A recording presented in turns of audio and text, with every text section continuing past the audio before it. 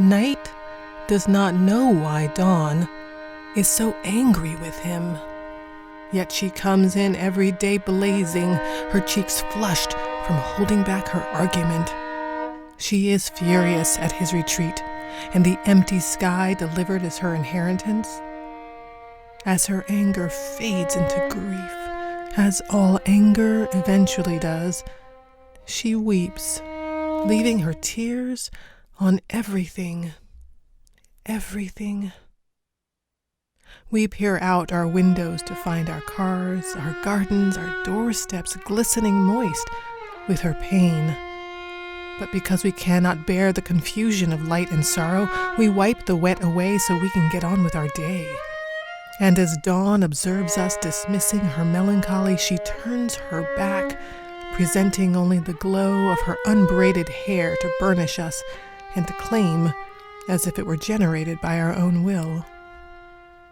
She spends the day in this pose, with her back to us, looking toward a horizon she hopes will bring death, since it will not grant her peace. Feeling the beat of a heart in her that cannot seem to mend.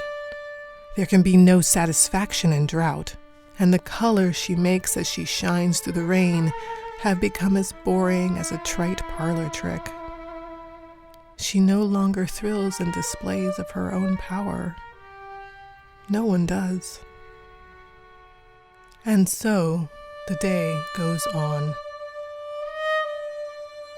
When the evening hour draws near, and all the people change their shoes and become a type of shift worker, Night returns, timidly, with his eyes lowered, pleading his case, his arms full of bouquets of pale stars that dawn cannot see. He attempts to mimic her fragility, which she is constantly imploring him to honor, but he never succeeds in touching her. Her back remains turned. Pulling her hair around her neck and over her shoulder, she walks away, growing smaller and smaller until she is only a suggestion of heat. The trace of her hand on a knob closes a door on the cold but curious heart of night. He concedes. He turns to look into our windows, where we draw lines between outdoor and indoor, public and private actions.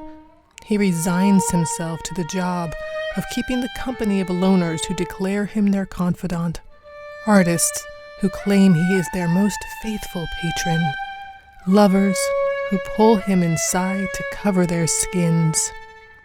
They all have only one sin, that sin of hoping anyone can love them as much as they love themselves. Night grows colder.